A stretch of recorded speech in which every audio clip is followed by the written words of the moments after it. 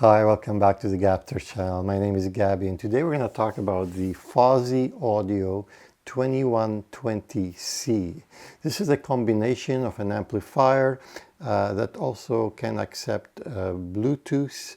It can accept an external streamer via an optical toslink or coaxial, and you can also put USB into it as well. So it can do a lot of things all in one box. And it does have an RCA input in case you have another piece of gear you want to input to it from there. So it can do a lot of different things, and the amplifier is rated about 120 watts into 4 ohms. This is quite powerful for an amplifier. The unit comes in a nice metal aluminum case, got a volume knob that has different clicks to it. The first thing that's striking about it has this big antenna, and the reason that is a big antenna because they claim that it has a reception up to 28 feet. Quite a good range for reception. There's a nice little display unit that you can see, and it gets all the important information: volume, the frequency that's playing, and which input selection you've got on it. On the back we have the power input to put your power adapter. We have the speakers out, the subwoofer out, left and right channel for an RCA input. We have digital inputs like a coaxial and an optical one, and also USB. And at the end we have the antenna. This unit retails for $159 US. It comes with a nice remote control. It's plastic, but it feels good in the hand. What's really nice about it, it's got nice rounded edges and it's got all the buttons. One of the important features of the unit is how you can EQ the sound to customize it to play to the speakers that you have it hooked on to. So you can do a lot of EQ with this. This is probably going to be one part where it's going to make it sound really good or really bad. But if you do it right, you can make it sound really good. So here's the remote buttons. You can see the volume is actually on the bottom here, not on top. It's a little bit different. So volume down, volume up. This is the EQ button that you can cycle through different EQs. And then you have treble, plus and minus, and bass, minus and plus. So you've got pretty much all those things. And I highly recommend you play with this EQ setting to get the best sound possible.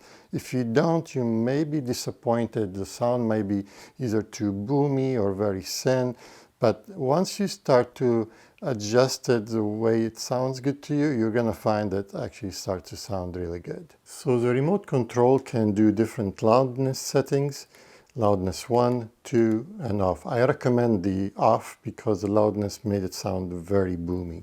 But the good feature that I highly recommend is to use the EQ button. So we have normal, country, heavy rock, jazz, light rock, rap. Light rock and rap are probably one of my favorites, but it's up to you and depends on your speakers and your system. It's very, very speaker and system dependent. And that's what's nice about this unit. So if you have speakers that are, not very great on bass or maybe mid-range or high, you can really tailor the sound to make it sound as good as possible. And then we have the bass, so you can go up to 12 dB plus 12 to minus 12, and same with the treble, plus 12 to minus 12. And so it's up to you to decide the sweet spot that you like. What I found that I usually kept my bass to maybe neutral to 0, or I had it about maybe plus 2. And the treble, I had it like plus 4. It seems to be the good spot with probably the EQ light rock, but that's on my system. I think you'll have to decide what's best for your system. When used with an external streamer like the D6 streamer here that I have that is based on Ian Canada's parts, it sounded really good. It definitely made a difference. But the Bluetooth actually didn't sound that bad at all. Actually, I would say it was still pretty good. But definitely an external streamer made it sound a little bit better. The most important question is, how does it sound? At the beginning, it took me a while to get it going the way I wanted to. It took me a while to get used to it, and here's what I summarize what you should do when you get this unit. Is first things first, go use the remote and take it off loudness. Make sure there's no loudness setting, it's on normal, and that the bass probably is around +2, the treble around +4. And check the EQ settings, maybe put it on light rock or something like that, and start with that. You're going to find it's going to make a big difference. When I first hooked up my unit, I think the loudness was button on. Either I pressed it by mistake or it was set to be on loudness. It was very boomy. I was like, oh my God, what am I going to do? And then as soon as I took the loudness off, it's like whew, relief, and the sounds start to sound good. One other thing is let it run for a good half hour. Often when we buy equipment that's not very expensive, we think, oh, like we don't treat it as good as when we buy something for, say, a couple $1,000s. So you want to give it, equipment is all the same. They all need to break in a little bit. And I'm not talking, run it for a couple of weeks, but at least run it for half an hour just to get it to start to mellow down a little bit. I found that especially the imaging became way better after a bit of a break-in. Basically, it's a system that would be great for someone who has, for example, really small speakers, may not have a lot of bass in them, or the room is not the greatest, or something that's not perfect. With this EQ settings, you can really tailor the sound to make it sound good. So you can make a set of ordinary speakers sound way better than they are.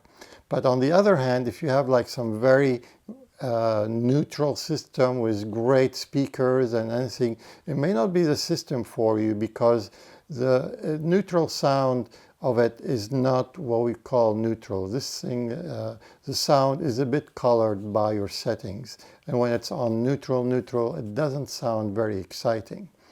Especially bass. This has a lot of bass. If you're lacking on the bass department, this system will sound really good for you. The Bluetooth had very long range, and for people who really want a subwoofer out, this unit could be very good. But on the negative parts, I would say definitely get the EQ settings right first and then start to critique the sound, because otherwise it will not sound the way you think you want it to. So to summarize, the Fosi Audio 2120C, it has very good construction, it's very well built, it's got a nice remote control, it has great Bluetooth, and can support Bluetooth 5.0 and below, and it's got all the different connections like the Toslink, the coaxial, and it has a subwoofer out, so these are all great things for it. On the other hand, you're going to need to play with the remote and get your settings and your EQ the way you will like it for it to sound really good. I hope I was able to portray the Fosi Audio 2120C and describe it the best way I could. If you like this video, please give it a thumbs up, and if you haven't subscribed to this channel, would love to have you around. I will put a link in the top here about some music you might want to listen to. These are high resolution files that are well recorded, and you might want to just check them out and see if that makes your system sound better. Take care, and I hope to see you again.